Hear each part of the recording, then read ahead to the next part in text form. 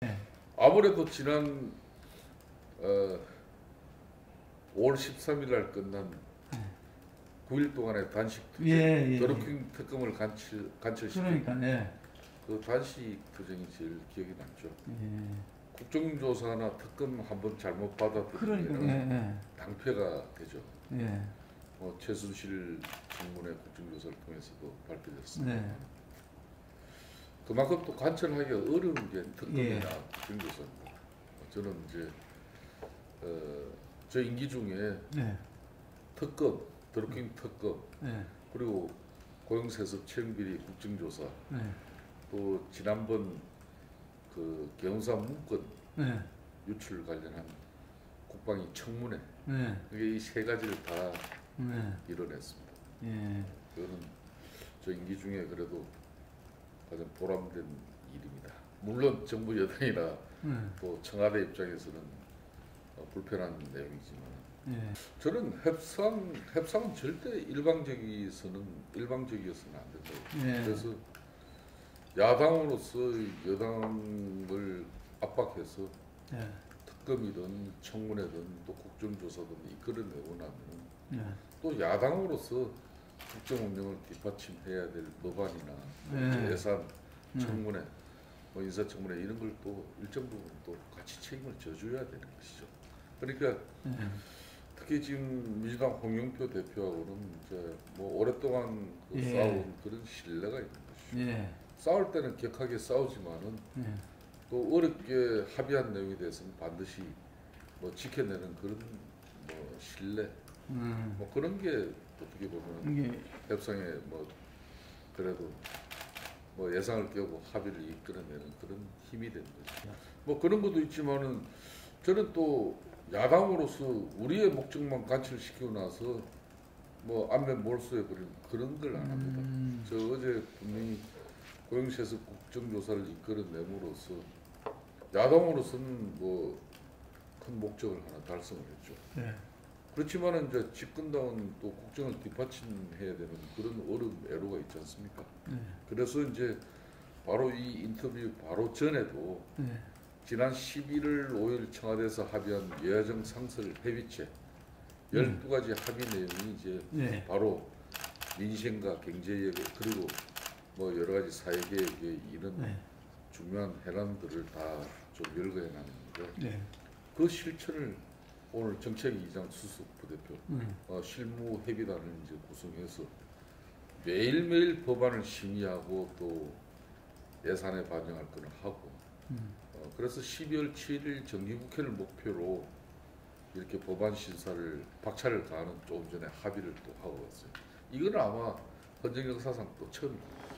그렇습니다. 그래서 이제 고용세습 국정조사 우선 당면한 해난이었으니까 그것 때문에 국회가 한 일주일 또 뭐 상당히 어려운 시간을 보냈지만은 어제 큰 합의를 이뤄내고 나서 그동안 이제 11월 5일 이 여야정 상설 협의체 합의 내용을 사실상 이걸 후속적인 조치를 국회 차원에서 해내지 못하면은 그건 뭐 사상 누각이 되고 용두사미가 되는 거예요.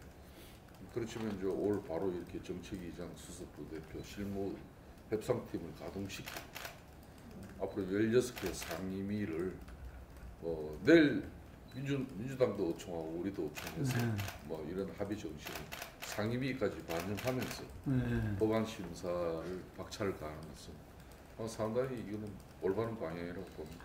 사실상 지난번 이 조명래 환경부 장관은 11월 5일 날 여야정 상설 협의체에서 청와대에서 대통령과 함께 3시간 동안에 아주 격론을 벌였었습니다. 여기는 이제 탈원전 정책을 좀 이제 철회해 달라. 뭐 지금 이제 주 52시간 이 근로시간 단축에 인한 중소기업이나 산업 현장의 그 어려움 해소를 위해서 탄력 근로제를 합의하자. 뭐 이런 내용들이 다 정리가 됐지 않습니까?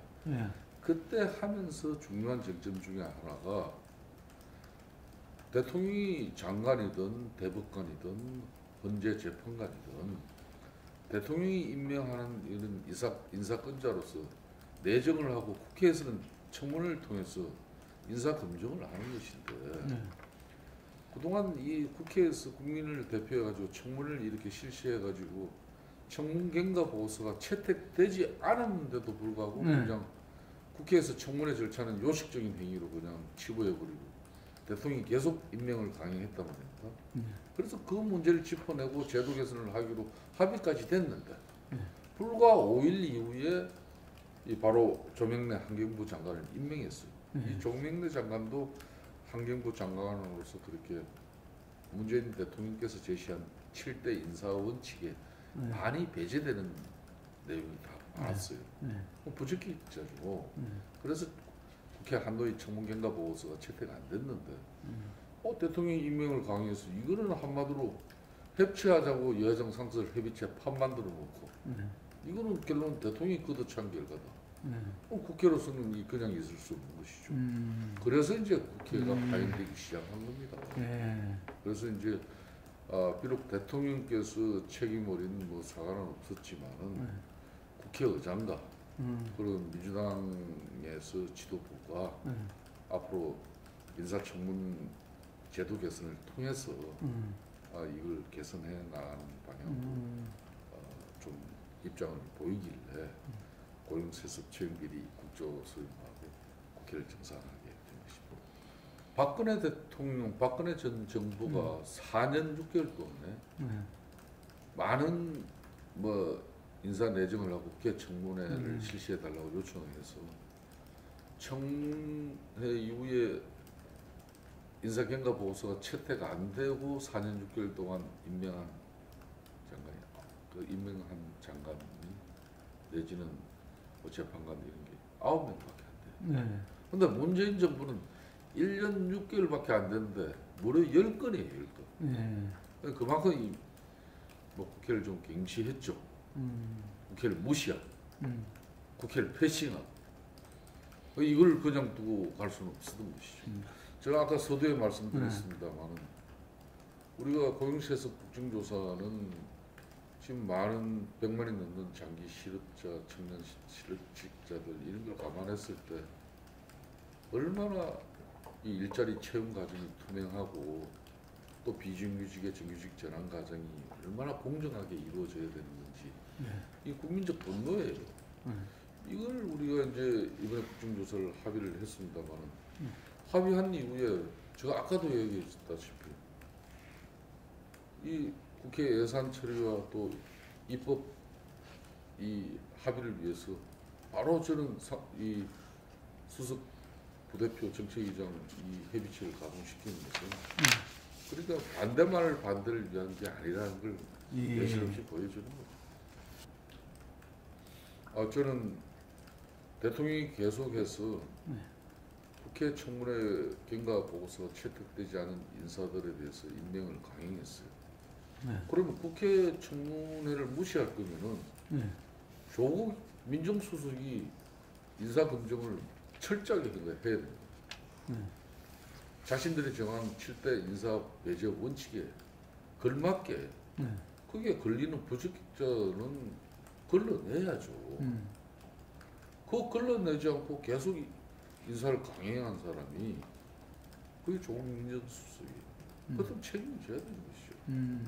꼭 조국 민정수석 지금 경질을 하지 않았기 때문에 우리가 끝까지 국회를 파행시키고 연말 지금 현재 해야 할 일은 많은데 이거는 너무나 큰 어찌 보면은 국가적 낭비 아니겠습니까? 이거는 대통령께서 결심하면 될 일 아니겠습니까? 그런 차원에서 뭐 어제 합의를 하고 오늘 국회는 정상화시킨 거죠. 한국당은 자유한국당은 국민의 대표성과 비례성을 높이는 방안이라면은 얼마든지 선거제도를 개편할 수 있습니다.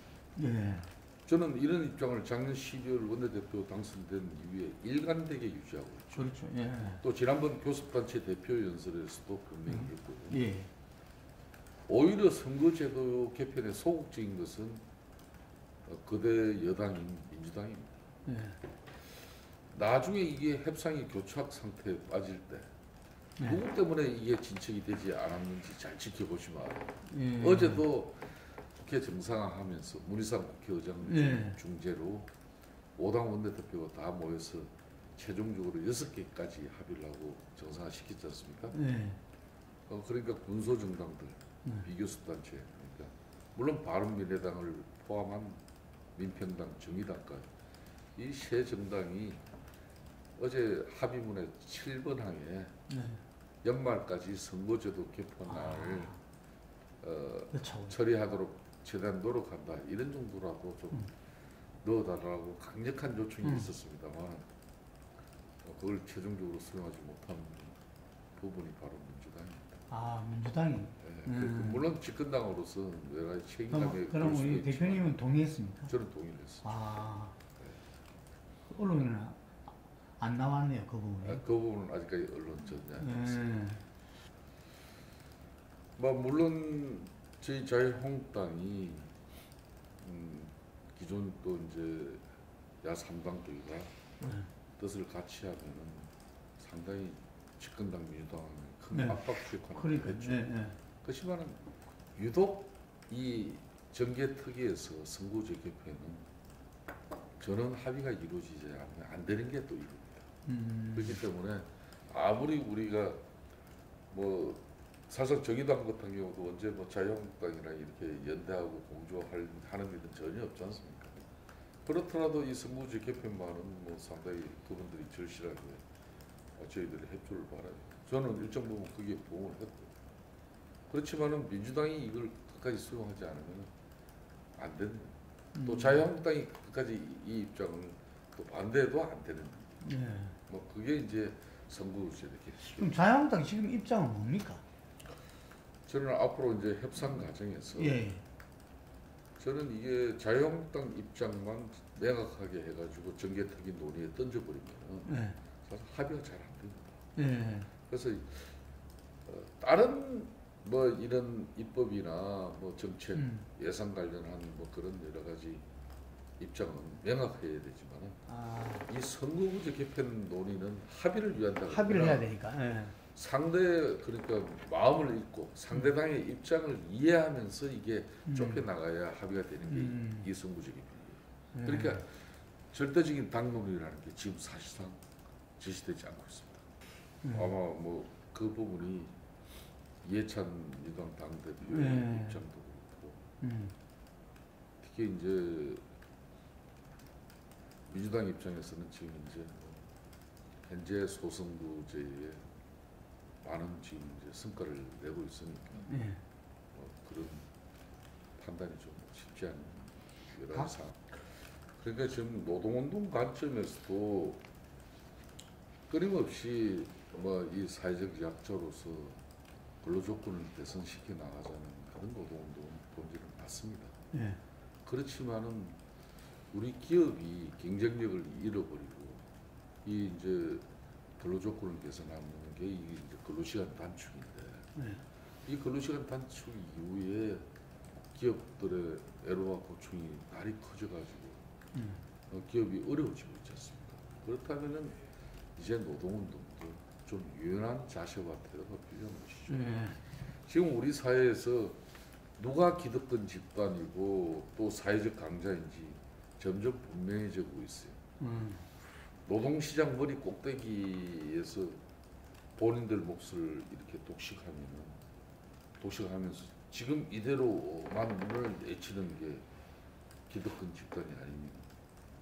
무엇이 기득권 집단이겠습니까? 그러니까 노동운동이 절대 그런 소리를 들어서는 안 되는 것이죠. 저는 그런 측면에서 노동 존중을 모토로 내건 정부라면 이런 상위 10%가 아니라 지금 양대 노총계 조직된 노동자들은 어떻게 보면 상당히 안정적인 그런 임금 복지 체계를 누리는, 물론 이제 노동조합 운동을 열심히 하는 그런 결과겠죠. 그렇지만 상대적으로 나머지 90%의 이런 근로자들을 위한 정책을 더 활발하게 이제 펴야 된다. 그러기 위해서는 민주노총의 지분보다는 더 중요시해야 될 게 지금 이 시간에도 자기 자리에서 묵묵히 대한민국의 산업 현장이나 또 이 자영업 소상공인들 그 현장을 이 정부가 존중해줘야 됩니다. 그런 측면에서 양대 노총도 너무 지금 이제 자신들의 주장과 입장만 이렇게 강조하는 결국은 우리 기업들이 계속 지금 이제 도산하고 파산하고 또 날로 경쟁력이 없어지니까 동남아로 전부 다 이전해버립니다. 일자리가 없어지지 않습니까? 그런 지금 심각한 상황을 고민해야 됩니다. 자동차 산업만 하더라도 세계 1위의 임금입니다.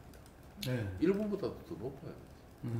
그러니까 세계 5위권까지 올라간 현대기아차가 지금 7위권으로 떨어지고 있지 않습니까?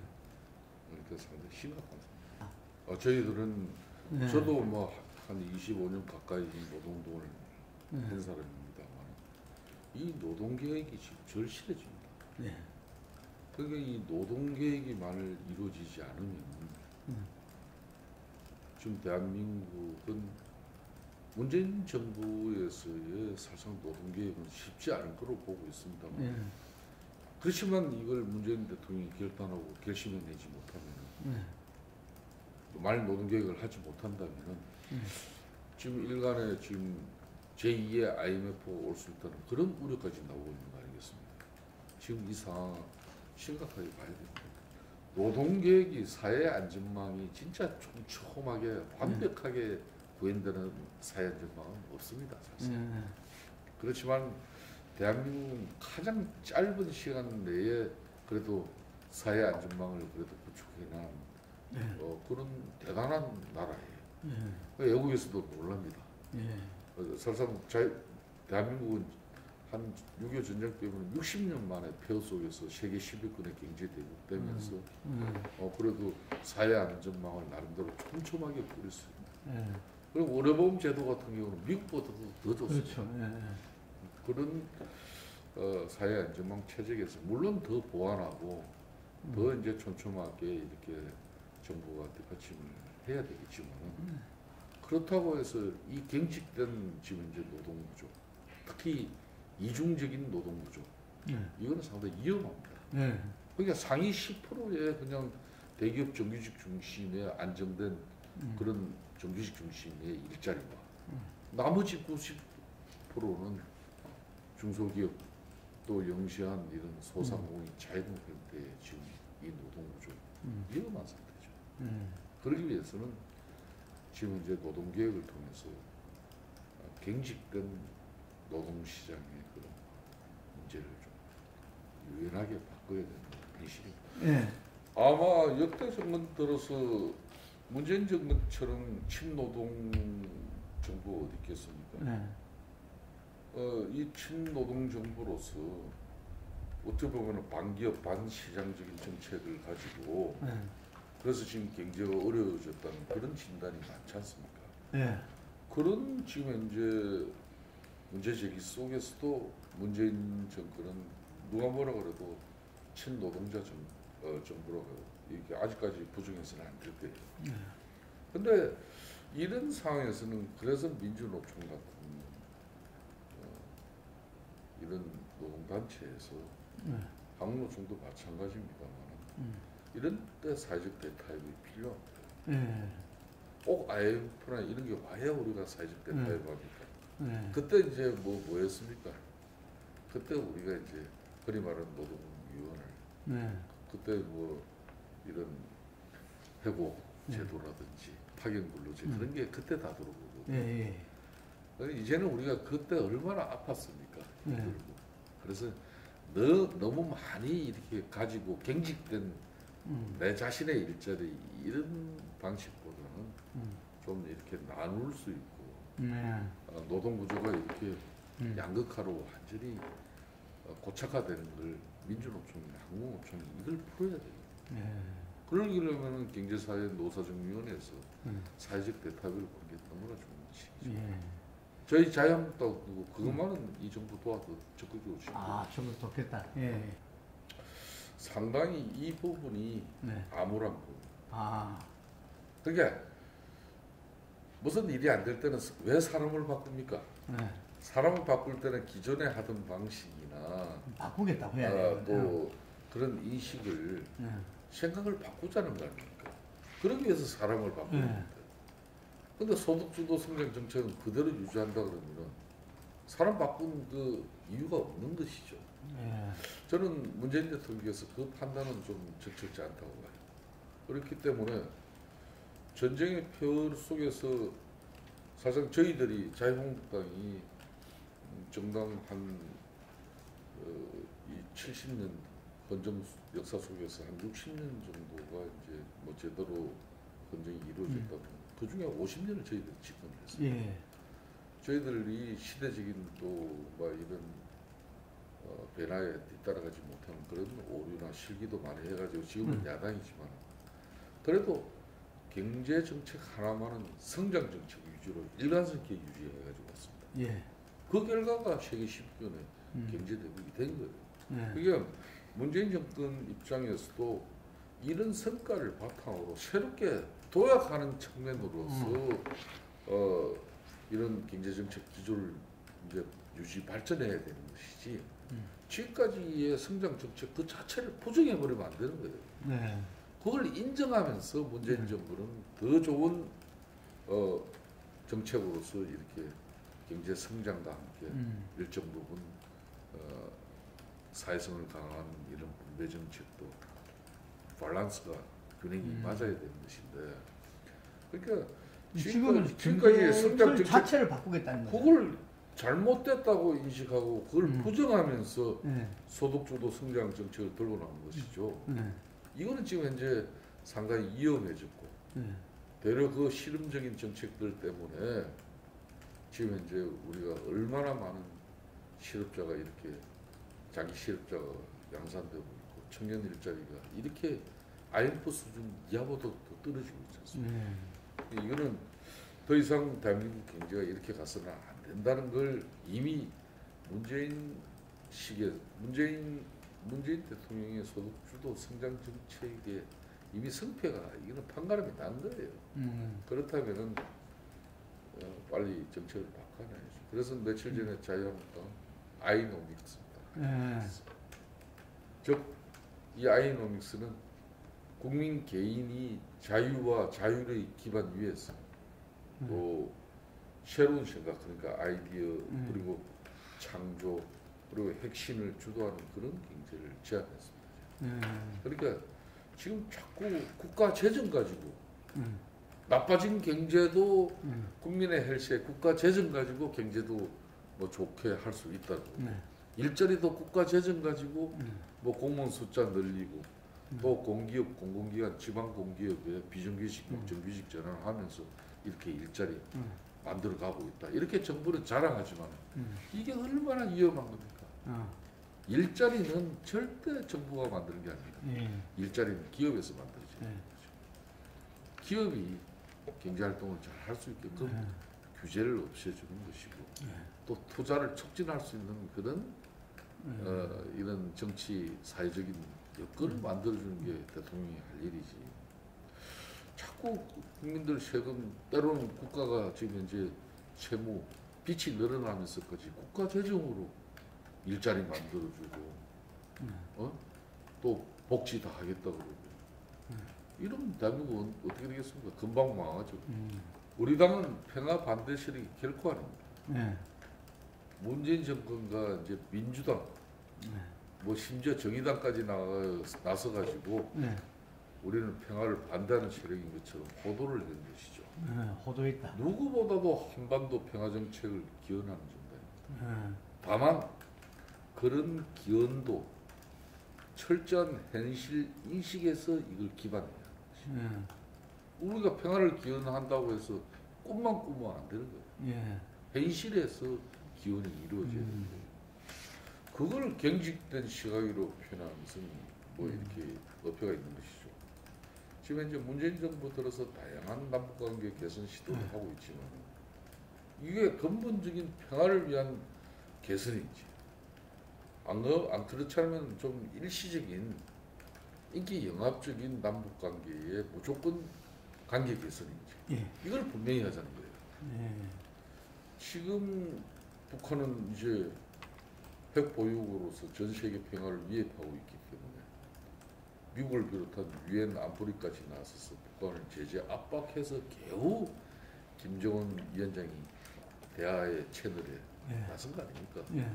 그렇다면은 굳건한 한미 동맹의 그 깃틀 속에서 북한이 핵을 포기하고 그런 가운데 또 미국과 유엔이 안보리를 경제 제재를 좀 해제하면서 또 남북이 북한 경제와 또 기반 시설을 이렇게 또 협력 방안에 하나로 이렇게 깔아나가는 거, 철도든 도로든 그러면 안 된다. 미국과 유엔 안보리가 북한의 핵을 제거하기 위해서 이 강력한 제재를 하고 있는데 이 목적은 성취하고 달성시키지 못하면서 관계 개선만을 위한 경제 협력 이거는 미국하고 결국 엇박자를 내면서 결론 남북 관계 개선 목적 의식도 불투입니다. 이게 위험하다는 거예요. 그러니까 이제 문재인 대통령이 김정은 위원장을 뭐 이렇게 신뢰를 만들어내고 세 차례 정상회담을 이끌어낸 것은 그런 대단한 성과예요. 그렇지만은 그런 뭐 신뢰나 이런 만남들도 결론은 비핵화에 대한 실질적인 조치를 이끌어내기 위한 그런 신뢰여야 되는 것이고 그런 게 이루어지면 우리가 또 경제 협력이라든지 또 안보리의 제재 해제를 위해서 우리 정부도 적극 발버둥치고 나서겠다. 이게 맞는 건데. 아니 3차 정상회담에서는 동청리 발사장 미사일 뭐 기지 그다음에 영변 핵시설까지도 폐기하겠다고. 그랬지만은 그거는 이미 뭐 국제사회 사찰이나 또 이렇던 검증의 구체적인 리스트가 제시되지 않은 가운데 뭐 일단 보여주기 시조는 북한에서 했는데 요 얼마 전에 이제 뭐 확인된 뭐 미국의 그 위성을 통해 가지고 확인된 거지만 북한의 미사일 개발은 여전히 이루어지고 있는 거 아니겠습니까? 핵탄두도 소형화되고 있고 그렇죠? 그렇다면은 아직까지 아무런 변화가 없는 거예요. 그래서 이 안보는 어떻게 보면은 안보는 산소화 같은 것입니다.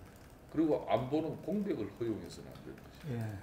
그래서 이런 사실을 문재인 정권이 가장 크게 유명한 게 저는 이랬습니다. 김병준 비대위 체제가 제가 지난 6월달에 이 김병준 비대위 체제를 이끌어내기 위해서 우리 당 내 갈등이 45일 동안 엄청 어려운 상황이었습니다. 그 갈등 구조를 극복하면서 결국은 우리가 이 비대위를 통해서 우리의 체질을 변화시키고 또 새로운 미래를 만들어가자. 그렇게 합의해서 지금 이 김병준 비대위 그렇죠. 김병준 비대위 체제가 어쨌든 이 김병준 비대위 체제를 만든 것은 우리 대통령. 그러니까 뭐 언론이나 또 일부 국민들은 김병준 비대위 체제가 한 일이 없다. 저는 절대 그렇지 않아요. 지난 4개월여 동안 자유한국당 아주 평온했습니다. 평온했다. 평온하다 보니까 저도 원내 사람 테러버로서 문재인 정권 견제하고 그 힘을 쓸 수가 있었다. 제대로 된 비판하면서 잘 싸울 수 있는 것이죠. 당이 평온했고. 그렇죠. 그때 지난 뭐 6월 달 이때 한 몇 달간은 제대로 견제하고 비판하지도 못했어요. 그것만 해도 얼마나 지금 이제 김병준 비대위 체제가 성과입니까? 그렇지만은 이제 자 국민들로부터 이 야당은 대중적 신뢰와 지지를 받고 살아야 되는데 그래야 제대로 된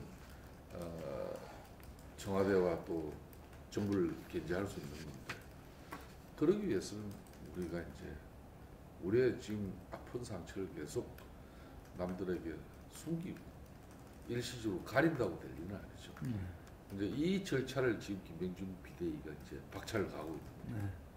그게 이제 내년 2월 말 3월 초 전당대 이전까지 아마 올 연말 내년 초에 좀 뭐 새로운 이런 체질 변화와 또 우리의 새로운 기대 좀 적합치 않고 뭐 함께 갈 수 없는 그런 사람들에 대해서는 판단을 하시는 또 새로운 사람을 또 찾는 것도 같습니다. 저는 원내대표로서 사실상 당무와 관련된 발언은 지금까지 극도로 자제했습니다. 예. 제가 지난 6월달 비대위 체제를 출범시키면서 예. 제가 우리 의원님들한테 약속한 부분 절대 앞으로 비대위 체제가 출발되고 나면 저는 당무에 개입하지 않겠다. 예. 그래서 그 약속을 지금까지 지키고 있습니다. 예. 그래서 지금 근데 비대위 멤버시잖아요. 비대위원을 제가 외부위원을 단 한 사람도 추천도 안 했고 예. 조항특위위원도 마찬가지. 예. 여러 가지 지금 뭐 당무감사위원 뭐 이런 위원들 일체를 저는 개입하고 관여하지 않았습니다. 그렇지만은 우선 뭐 이런 조항특위에서 뭐 당무감사 결과를 가지고 기준을 이렇게 잡아낸 부분에서 저도 언론을 보고 아는 내용 뭐 그런 내용들이 비대위 차원에서 판단되어지는 대로 저는 존중해야 되는 것이고 그 결과는 우리 모두가 다 수용해야 되는 그런 문제를 그러니까 우리 당이 자체적으로 혁신하고 또 변화할 수 있는 부분도 있고 국민 여러분들과 또 역사가 판단해 줄 수 있는 부분도 있을 것이에요. 그러니까 인위적인 어떤 그런 뭐 청산과 뭐 쇄신 이것도 결국 간과할 수는 없는 문제겠지만 이 보수라는 이 큰 틀 속에서 훌륭한 분들을 많이 담아내는 것, 즉 많이 모셔오는 이런 인적 보완이 상당히 더 중요한 측면입니다. 새로운 사람들을 갖다. 그러니까 뭐 속아내고 뭐 이렇게 뭐 흔히 말하는 인적 청산을 뭐 그걸 뭐 이 계량화 수치에 실적에 너무 연연하다 보면은 결론은 뭐 대로 용두사미가 될 수도 있는 것이죠.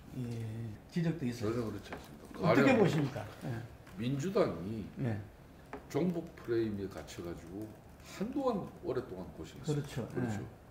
그래서 실질적으로 선거에 많은 어려움도 겪었었습니다. 저희 자유한국당도 보수 중심 정당으로서 가장 큰 플랫폼이죠. 이 보수를 이 큰 그릇에 다 훌륭한 분들 우리가 변화되고 쇄신되어져야 하는 이유가 좋은 그런 인사들 인재가 영입될 수 있는 그런 공간을 만들지 않나요? 그렇다면은 우리는 그런 좋은 인재들 영입을 통해서 우리가 흔히 말하는 보수의 영역에만 안주할 게 아니라 보다 좀 더 합리적인 그런 지형으로 집행을 넓혀야 되는 거죠. 그러니까 민주당도 결국은 그 종북 프레임을 벗어나기 위해서 종북과 청산을 했습니다. 그렇죠. 그때 그리고 김종인 비대위를 통해서 결론은 청산을 하면서 뭐 그런 뭐 좀 더 극단적인 세력들은 또 일부 소수 정당의 지금 뭐 입장으로 자리 잡고 있지 않습니까? 자유한국당도 아주 극우적이고 극단적인 입장을 가지는 그런 세력들이 당의 정면에 나서서 당을 다시 과거로 회귀시켜서는 좀 안 된다고. 그거는 뭐 중요하다고 봐요. 이게 자유한국당의 플랫폼 속에서 이 변화와 혁신을 이끌어내고 그러면서 좋은 인재와 함께 말하자면은 그 개혁 보수와 함께 중도 합리주의적인 분들까지도 지평을 넓혀야 된다. 그렇습니다. 그러니까 우리가 지금 문재인 정권의 실정과 또 1년 6개월 동안의 이런 성적표를 이렇게 우리 국민들이 보고 아주 실망하지 않습니까? 실망해 한다고 해서 저희 자유한국당이 금방 지지로 돌아서지는 않는 거예요. 즉 그것은 우리 자신들도 아직까지 변화와 쇄신을 통해서 결론은 떳떳하게 나는 보수야 그래서 자유한국당이야 이렇게 이야기가 나올 수 있게끔 해야 돼요. 그러기 위해서는 우리가 극우적인 어떤 입장이라든지 극단적인 어떤 우경화 극단적인 우경화의 어떤 입장으로 당이 흘러버리면 절대 우리는 중도 합리적인 국민들에게 다가갈 수 없는 거죠. 그게 중요합니다. 민주당이 종북 프레임에서 이렇게 벗어났듯이 자유한국당도 극우적이고 극단적인 경향과는 이렇게 벗어나야 된다. 벗어나야 된다. 그걸 이제 당이 우경화되어서는 안 된다고 생각합니다. 아주 명확한 그 입장이시네요. 근데 당 내에서 또 다른 생각 가진 분들도 있죠. 분명히 있습니다. 저는 그렇다고 뭐 극단적인 입장으로서 배척하지는 않습니다. 그렇지만 그런 목소리들이 당의 주류가 되고 그래서는 안 된다. 당에 이렇게 선봉해서 당의 중심적인 목소리로 이렇게 비춰지면 국민들한테 그러면 저희들은 확장성을 잃어버립니다. 함께 할 수는 있어도 그 부분들이 당의 주류와 어떤 중심 세력에 대해서 안 된다는 이야기시네요. 또 거기서 핵심적인 분들은 자기가 그런 중심 역할을 하려면 따로 당을 만드셔야 되겠네 보니까. 저는 그렇습니다. 그런 극단적이고 우경화적인 어떤 그런 정당의 노선을 뭐 이렇게 갖고자 한다면 지금 현재도 그런 일부의 목소리가 있지 않습니까? 그렇다면 뭐 그런 분들의 목소리대로 또 유지되어야 할 것이죠. 그러니까 문재인 정당이 실패한다고 해서 또 반대급부적인 극우 세력의 어떤 이런 성공, 저는 꼭 뭐 그렇게는 보겠습니다. 우리 국민들은 보다 냉철해지고 균형적이며 객관적으로 세상을 보는 분들이 많아져 가고 있습니다. 그러니까 뭐 좌편향, 우편향 이 편향성을 솔직히 자신들이 너무 싫어요. 요즘 우리 많은 국민들 제가 지역에서도 만나보면 그래서 그 편향성을 그러니까 기존 정당들도 대한민국이 앞으로 국민 대통합을 이뤄내고 새로운 어떤 정치 환경과 또 대한민국의 미래를 만들어가기 위해서는 사실상 정치가 이 편향성을 더 만들어가고 자극하는 경우가 너무 많거든요.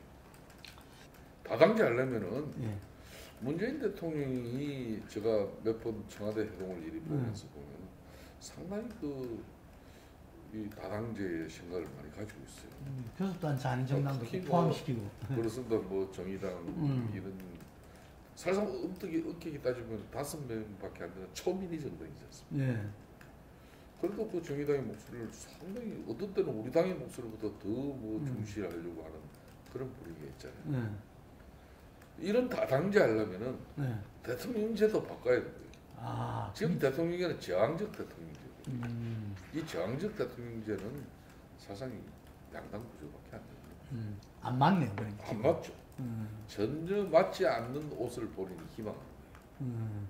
그래서 저희들이 선거구제 이번에 말 국회에서 개편이 이루어져 저희가 좀 선거구제 개편에 좀 적극적인 입장입니다. 선거구제 개편, 국회는 선거구제 개편을 이뤄내고 대통령은 권력구조 개편을 이뤄내야 됩니다. 이게 이제 같이 이루어져야만이 그럼 누가 먼저 할 것이냐?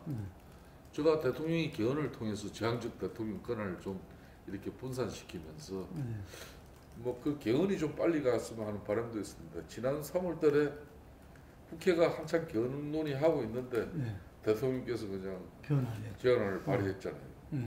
그 대통령 개헌안에는 전혀 이 제왕적 대통령 권력을 분산시키고 개편하려고 하는 의지가 없었어요. 그래서 대단히 실망을 했죠. 그래서 그렇다면 좋다. 작년에 대통령이 약속한 내용도 있으니까 국회가 선거제 개편을 통해서 국민의 대표성과 비례성을 강화하면서 결론은 뭐 이런 비례성이라는 거는 결론은 다당제로 갈 수 있는 길이에요. 그렇다면 대통령도 이제 권력 구조를 바꿔야 된다. 그런 거 이제 좀 보는 거죠. 자칫 잘못하면 이번 국회에서는 좀 어렵겠어요? 제가 볼 때는 민주당이 지금 전혀 의지가 없어요. 전혀 없어요. 저는 임기가 얼마 남지 않았지만은 사실상 이 예산안 국회 또 위생 지금 경제법안 또 사회개혁 법안들이 지금 유치법을 비롯해서 줄줄이 뭐 이걸 최선을 통해서 다해서 잘 마무리하고 난 이후에 그렇게 해서 임기가 끝나면은 김성태 원내대표가 어떤 사람이었는지 예. 그리고 인간 김성태가 어떤 사람이었는지 예. 우리 당 의원님들 또 당원들 예. 그리고 국민들이 평가가 아마 있을 거라고 예. 그런 평가로 저는 만족해야 되는 것이지 제가 뭐 지금 이제 비대위 체제 이후에 예. 제가 우리 당의 미래와 다음 총선과 특히 다음 총선을 위해서 우리 당이 어떤 모습으로 가야 될지 늘 그런 부분을 고민하고 있습니다.